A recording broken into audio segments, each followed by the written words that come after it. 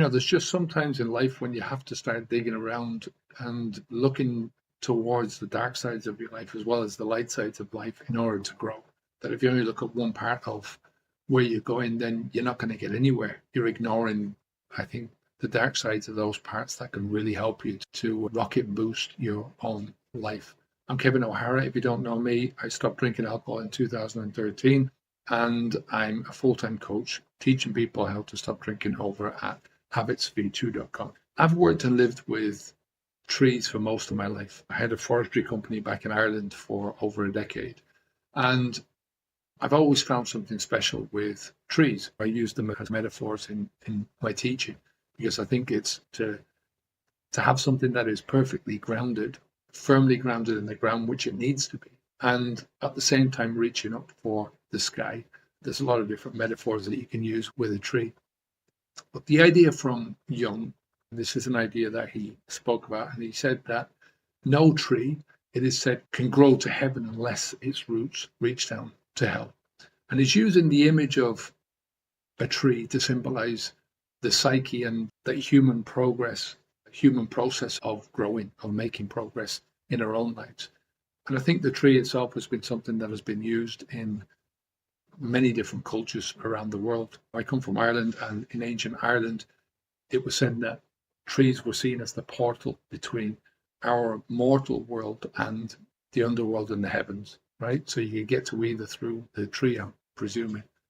In a lot of the stuff that Jung talks about, in a lot of his writings, he uses the tree to represent life, to represent completeness, the connection between opposites, the earth and the sky, unconsciousness and consciousness, between the dark and the light.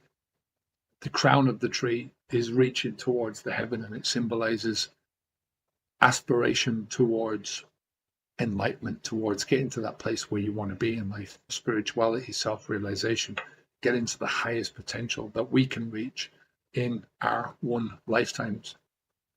And as I said, in my teaching, I often use the metaphor of the tree. And one of the things is that the roots of a tree represent stability. The more work you can do to create a wide and deep foundation, the stronger that foundation is going to be.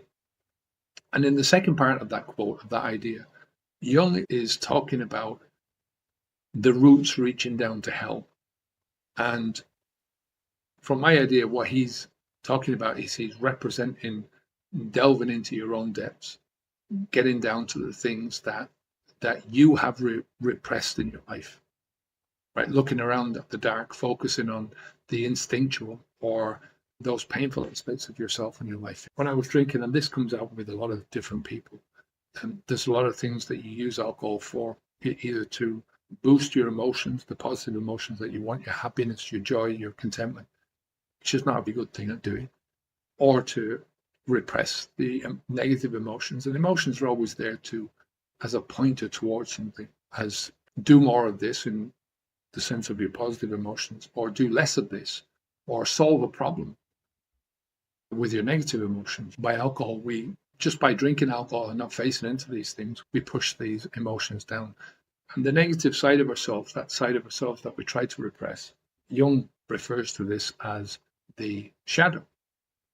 So when he's talking about no tree can grow to heaven unless it's made the roots down to hell, I made a few videos for the program last year while we were still living in Andorra, and I remember it was just up in the mountains, and we were taking these tracks, and the tracks had all been covered over by snow, so there was snow everywhere. And I wasn't used to snow, but it was nice to be out there, wrapped up warm. And I was talking about the process of starting the process of excavation. That sometimes when you're trying to build a new life for yourself, when you've got ridden of something like alcohol, and this process starts around between day 30, day 60, then you really start to push forwards in your life, and you start to create a new solid you, a new solid vision of the person that you want to be, the person that you desire to become. And in order to do that, you've got to build a solid foundation of good behaviors, good habits. But before you can do that, you have to excavate a lot of the shit out, right? A lot of the rubbish, a lot of the other habits that you've got. So it tends to take a look and you're digging around and finding out what habits that you've got that are going to stand in the way of building new habits, if you get what I mean. Before you can come to that rock solid ground, you've got to dig down and down, empty out all the rubbish that's there, and then you can start to build your foundations. And once the foundations are built, you build the walls and the roof of the new house that is going to become that new person that you want to become. So the second part of Jung's idea that no tree will ever reach its potential unless it first has these solid foundations, unless its roots reach down into hell, as he put it.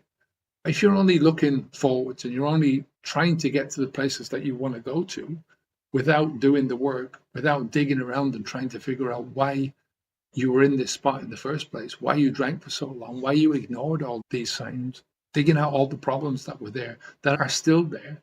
And I'm not talking about past problems or anything like that, stuff that should be left in your past that is having no effect on you now. You can think about those things, but I don't think it's the wisest and most expedient things to be thinking about at that moment. And maybe later on when you're in a better place, I think that's the time to start looking back. I think when you're vulnerable and you're trying to dig out more vulnerabilities in your life, I think that can be a dangerous place to go. So what I'm talking about is you're scraping back all the rubbish, putting some things aside and thinking to yourself, I'll look at that later on.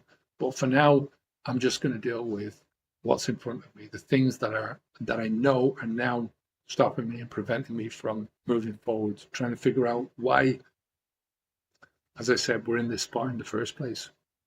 And if you don't do that, I think you're at risk of everything that you're building collapsing and then regressing back into the old ways, the old habits, the old ways of thinking, the old ways of drinking. Going back to the analogy of the tree with the deepest roots are going to be the hardest to topple, right? This is my experience in forestry. Some of the root systems on trees go so deep that when the trees themselves have to face into the tempest, the storm. You know, in Ireland, the biggest gales come in from the west. So all those westerly facing trees, all those trees that are facing the side of those trees that are facing westerly, they get this massive amount of tension that are pushing the tree, right, from the windward side. And the tree, a lot of these trees are so embedded into the ground that they will actually snap halfway up the tree at the weakest spot along the trunk of the tree, rather than the tree being uprooted, rather than the roots giving way. And the only way that a tree can grow in that fashion is when it's put under pressure early on its life, when, you know, it's got the winds knocking, and the tree will grow downwards and just establish much more robust root systems. And the more wind that you throw at a tree when it's young, the more roots are going to develop. And one of the things that happens in a tree, right, you've got like a forest and you've got these outside trees. Let's say you've got a square of forest. So the trees that are facing the prevailing wind, they're going to get the most battering. So they're going to be the strongest. And often what you'll find is that you have to either, some of those trees will eventually topple. And once those trees topple, all the rest of them will go. Or sometimes you have to cut down that row of trees in order to widen your fire break, or for whatever reason, or they'll start on the outside when they're felling the trees, when they're doing a clear fell on the trees. So they're taking the whole crop out, and they'll fell those trees, and then they'll leave them overnight, and they'll come back the next day and the whole lot have tipped over, because what's happened is those outside trees have become, the inside trees have been protected by the outside trees. So the outside trees are the strength. You cut those down, and those inside trees have never had to put up with the pressure. They've never been attacked by those strong westerly winds. And that is exactly the same in life. Right? Think about children when they're growing up. The more a child is protected from the outside world by its parents or by anyone, by its teachers, the quicker and easier they will fall over. They will topple at the first sign of real pressure in their lives. The same with people. I think this goes back down to what we're talking about with the alcohol. Any other drug that we use as an instant gratification. We're trying to shortcut problems, either the problem of trying to be happy, right? Instead of building happy lives. And you don't build a happy life, you build a quality life, and then you find happiness through that. You build a life where you have purpose in your life, and you find happiness through that. You can't find happiness So people shortcut that route and try and find happiness in a drug, and obviously it's not going to do that. Once you do that, then it's easy to topple. So he was talking about, Jung talks about trying to get to that height, the spiritual, psychological elevation. He was saying that is impossible without a deep grounding in those, in understanding your lower realms of your own self, in understanding the deepest parts of yourself, in understanding some of the problems, some of the issues that you've got, the demon on your shoulder. We listen to the nice things that people are saying to us, but we won't listen to the critiques. I'm not talking about criticism which is unfounded, but the criticism which is from people who know, and they're saying to you, don't do that, go in a different direction. So I think Jung is emphasizing the balance through a kind of union with the opposites, right? You've got to take the good with the bad, right? The joy and the suffering are both part of the same life. Without one, you can't have the other. You can't have joyful life without having some suffering, without having part of it as a sorrowful part of life, right? And I think once you have those sorrowful parts of life, you understand joy a lot better. In order to grow, you need to confront and embrace the things that are difficult in your life, the things that are tough for you to look into, right? Not only looking at the good, but also the bad within yourself, right? The positives as well as the negative. So let's look at the overall message here. I'm going to drink first. This idea is one that underscores the fact that if you want to get to the authentic transformation that we can all do, we've all got to this stage because of certain things that we've done ourselves. There's certain givens in life. You were born in a certain place. You were born with a certain family at a certain time. And there's nothing really you can do to change any of those things. The fact that you're here at this time, trying to make changes in life, the past is the past. The only thing that you can change about the past is the way that you think about it, the way that you frame it in your mind, right? And you can look at these as a negative or a positive, or you can look at the negatives as a positive moving forward, right? As a growth mechanism. But to get to that authentic, to the transformations that you really want in your life, you want to become as complete as possible to get to that integrated person, if you like, to get to the person who has got so much dignity and integrity just as a natural part of who you are and what you do. You got to dig around a little. You got to explore the depths and the darkness within yourself. Not only exploring the good parts of yourself and trying to find all those things that will be on the teacher's list. 100 out of 100. You're such a good boy in class, that kind of stuff. You have to look at the negatives. It's through the negatives that we find our real lessons for improvement, right? When you're trying to change any long-standing habit, you've got to face into the responsibility for that. You know, what got you here, what got you into this mess in the first place, if you like, is not the same thing that's going to take you out of it. But you have to understand what got you into the mess in order not to repeat it. For me, every alcohol drop that ever went into my body was put there by me. When you repress those kind of things about yourself, or you deny those kind of things, and you say to yourself, it's not my fault, it's because of this, or because of that, because of this, outside of yourself, then you live a fragile life, which is based on illusion. It's based on delusion. You're deluding yourself. And you'll never get past that because you need to understand these things in order to move forwards.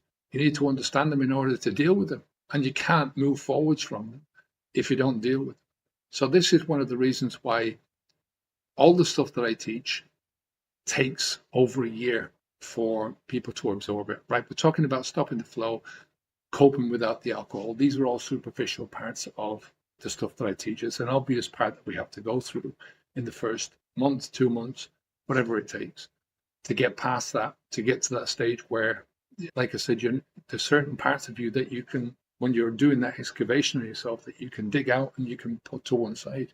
And you can say, I'm going to deal with that later on because I can't deal with it now. I can't face into that because I'm having to deal with this. I'm having to cope with those two sides of myself, right? Pulling inside one telling me to go back to alcohol. The other one saying, no, fuck that, you have to go forward and you want to get to this part of your life.